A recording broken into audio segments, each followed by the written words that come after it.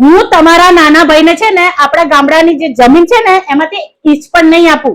તમારા નાના ભાઈની હિંમત કેવી રીતે થઈ આપણી જમીન ઉપર ઘર બનાવવાની? હું તમને કહું છું, તમને કઈ સંભળાય છે કે નહીં? થોડું ધીમે બોલ, ગુસ્સો કરીશ નહીં. એક નાનકડી વાતને શુક્ર તું મોટું રૂપ આપે છે. અને કેટલી જમીન લીધી? એને લીધી તો થોડી જમીન લીધી હશે. એ ગમે એટલી જ કેમ ના હોય, એક ઈંચ જ કેમ ના હોય, પણ એ આપણી જમીન છે અને એના ઉપર આપણું જ ઘર બનાવીશું. અરે યાર, તું મને એક વાત કે, આપણે રહીએ છીએ અત્યારે અમદાવાદમાં, એમ નાનો ભાઈ રહે છે ગામડે, બરાબર છે? આપણે ત્યાં જવાનું થતું નથી, તો એને ભલે ને એને ત્યાં ઘર બનાવી દીધું, એ એનો છોકરો અને એના પરિવાર લઈને ખેતીનું કામ કરે છે, તો ભલે એ ત્યાં ઘર બનાવે, તને તકલીફ શું છે? હા, પણ આપણી જમીન ઉપર જ કેમ? એમને જમીનની જરૂર હતી તો બીજી જમીન ખરીદી લે. આપણી જમીન હથિયાઈ લીધી અને આપણાને પૂછ્યું નહીં. પૂછ્યું તું, મને પૂછ્યું તું એને. શું તમને પૂછ્યું તું? અને તમે મને કીધું નહીં અને આપી દીધી? શું જરૂર હતી આટલા મોટા દાનવીર બનવાની? હવે મને કે આ કોણ છે? આ આપણો દીકરો અથર્વ છે. તો મને તું એ કે આ તારી જોડે કઈ માગશે તો તું એને આપીશ કે નહીં આપે? કેમ નહીં આપું?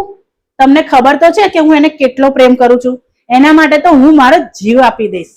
બસ એવી જ રીતે એક મોટા ભાઈ માટે એનો નાનો ભાઈ એ પુત્ર સમાન છે અને એની મોટી ભાભી એની માં સમાન હોય છે. હવે તું મને એમ કે પુત્ર સમાન મારો નાનો ભાઈ એને ઘર બનાવવા માટે મારી જોડે થોડી જગ્યા માંગે છે, તો શું હું એને ના પાડી દઉં? એ ઘર બનાવે છે તો મેં એને મારી જગ્યા આપી દીધી છે અને ગામડે ઘર બનાવે છે. કાલ ઉઠીને આપણે ગામડે જઈશું તો આપણે થોડી હોટલમાં રોકાવાના છે, એના જોડે જ રહેવાના છે ને, ઘરમાં જ ને. હા ભાઈ, તમે તમારા નાના ભાઈને પુત્ર સમાન, તમારા દીકરા સમાન માનો છો, પણ શું તમારો નાનો ભાઈ તમને પિતા સમાન અને મને માં સમાન માને છે? જો હું બધાનું નથી જાણતો, હું મારું જાણું છું અને તારું જાણું છું. હું મોટો ભાઈ છું તો મારે મોટા ભાઈની ફરજ નિભાવવી પડે છે. અને સમય બદલાશે, પરિવર્તન આવશે, એને પણ બધું સમજાઈ જશે. સારું, ચલો, તમે જેટલી સમજદારીની વાતો કરો છો એટલી ભગવાનને પ્રાર્થના કરશું કે તમારા ભાઈને પણ સમજદારી આવી જાય અને એ તમને પિતા સમાન અને મને માં સમાન માને. બનાવવા દો એમને ઘર. સાંભળો છો? મોટા ભાઈને ફોન કરી દેજો એટલે સાંજે આપણા ઘરે આવી જાય. કેમ એકદમ? તમે ભૂલી ગયા મમ્મીને દવાખાને નથી લઈ જવાના? હા, તો એમાં શું થયું? એમને ક્યાં બોલાવવાના આવે છે? હું એમનો દીકરો નથી, હું લઈ જઈશ મમ્મીને દવાખાને. બસ દર વખતે આપણે જ દવાખાને લઈ જવાના? હા, તો તને કોઈ પ્રોબ્લેમ છે? બસ દર વખતે આપણે જ પૈસા લેડો સિંગલમાં હારેટ ફરતી, બસ દર વખતે આપણે જ લઈ જવાના? હા, તને કોઈ પ્રોબ્લેમ છે? અરે પણ દર વખતે આપણે જ પૈસા ખર્ચવાના? દર વખતે આપણે પૈસા ખર્ચવાના. બસ દર વખતે આપણે જ દવાખાને લઈ જવાના?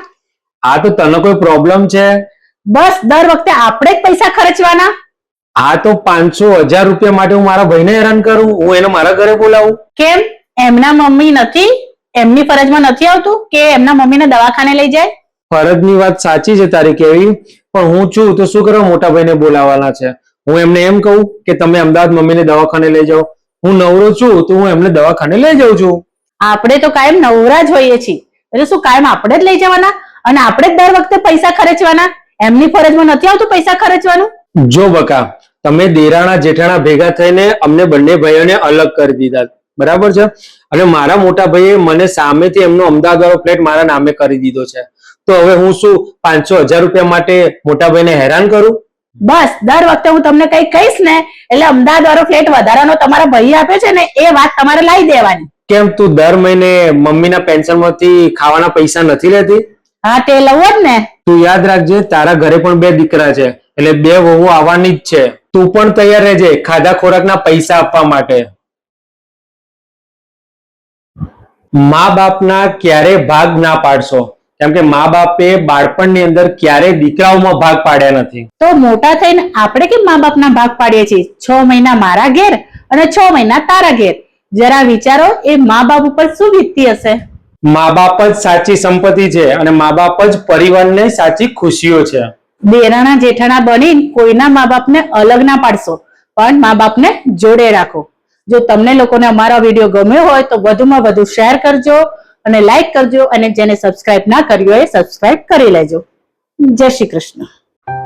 અરે હા મમ્મી, હા બસ તમે ત્યાં જ ઉભા રહો. હા. હું આવું છું, લેવા માટે આવું છું. સાંભળો છો, ક્યાં જાવ છો તમે? અરે હું તને કહેવાનું ભૂલી ગયો, મમ્મી આવે છે, નીચે ગેટે ઊભી રહી છે, મારી રાહ જોવે છે. શું? મમ્મી આવે છે? તો તમે મને કીધું કેમ નહીં? લે, તને મળવા માટે મમ્મી આવે છે અને તું ખુશ નથી? તમને શરમ આવે છે? શું જરૂર હતી મમ્મીને અહીંયા બોલાવવાની? તમારે એટલું મળવું જ હતું તો તમારે જઈને મળી આવતું ને. અને તમે એમને અહીંયા બોલાવી દીધા. હવે મારે આખો દિવસ એમની પાછળ પાછળ બધું કામ કરવાનું, આખો દિવસ એમની સેવા કરો, અને તમે તો તૈયાર થઈને નોકરી જતા રહેશો. હવે તો મેં બોલાવી દીધા, હવે હું શું કરું? બસ હવે કઈ નહીં, તમારે મળવું જોઈએ ને તો તમે એમને બહાર જઈને મળી આવો. ઘરે લાવવાની કોઈ જ જરૂર નથી. એમને પાછા મોકલી દો.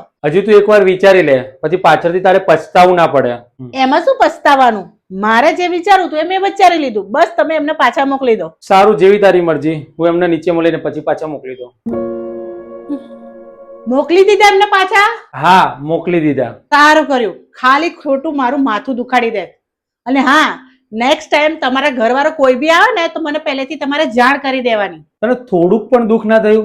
તને તારી મમ્મી છે ત્યાંથી અહીંયા મળવા માટે આવી અને ત્યાં નીચેથી જ એમને મળ્યા વગર એમને ઘરે પાછા મોકલી દીધા.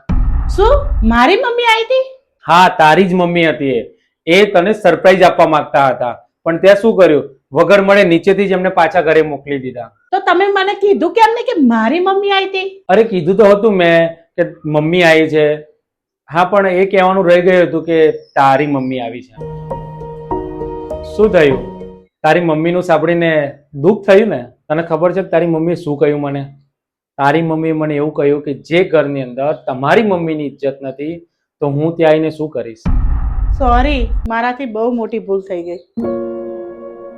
જો તમારે લોકોને સંબંધ રાખવા હોય ને તો બધા જોડે જ સંબંધ રાખો, કારણ કે એક બાજુ રાખેલો સંબંધ બીજા બધા સંબંધોને તોડી નાખે છે. જો તમને લોકોને અમારો આ વિડીયો ગમ્યો હોય તો કોમેન્ટ કરવાનું ના ભૂલતા, અને અમારા આ વિડીયોને વધુ ને વધુ શેર કરજો. જય શ્રી કૃષ્ણ. ઓહો હો હો હો, મારા હાડાએ તો જો મકાન લીધું છે, કેટલું મોટું મકાન છે. ભાડે લીધું છે શું એને? તો મારો ભાઈ કઈ ભિખારી નથી તમારી જેમ. એને પોતાના પૈસાથી આ ઘર લીધું છે. પાછી નજર ના લગાડતા. એટલું બધું સારું નથી, છે તો ઈટો જ ને. જેવું છે ને એવું ઘર જ છે, અને ઘર બનાવવામાં છે ને મહેનત થાય છે. મારા હાડાને મહેનત નથી પહોંચી, મારા ભાગના પૈસા ખાઈને બનાવ્યું છે. કોણે કીધું કે તમારો ભાગ ખાઈ લીધો અને તમારો ભાગ છે? સાચું કહું છું, જો મારી જોડે જે હતું ને એમાં મેં મારી બેનને ભાગ આપ્યો છે. જમીન 1 વીઘો મેં રાખીને બીજી બધી જમીન બેનને આપી. અને તારા ભાઈએ શું કર્યું? પ્રોપર્ટીમાં જે હતું એ બધું એને એના નામે કરાવી લીધું. તને શું આપ્યું? ઠેંગો. જો અમારામાં રિવાજ નથી કે દીકરી છે ને એ બાપની પ્રોપર્ટીમાંથી ભાગ લે. કેમ ના લે? દીકરો અને દીકરી સમાન છે, તો જે ભાગ દીકરાને મળતો હોય ને તો એટલો દીકરીને આપવો જ પડે. હા, પણ જેટલું દીકરો કરે છે ને એટલું દીકરી નથી કરી શકતી. કહેવા શું માંગે છે?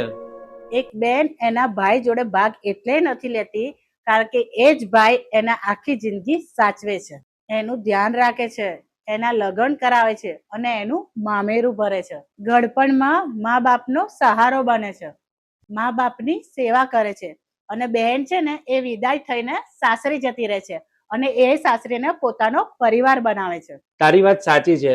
જો દરેક બેન આવું વિચારે ને પોતાના ભાઈ વિશે તો એનો પોતાનો ભાઈ રાજા બની જશે. બહેન ભલે નાની હોય કે મોટી હોય પણ હંમેશા માં બનીને પોતાના ભાઈની સંભાળ રાખે છે. જો તમને લોકોને મારો આ વિડીયો ગમ્યો હોય તો વધુમાં વધુ શેર કરજો, લાઈક કરજો અને સબસ્ક્રાઇબ કરજો. જય શ્રી કૃષ્ણ.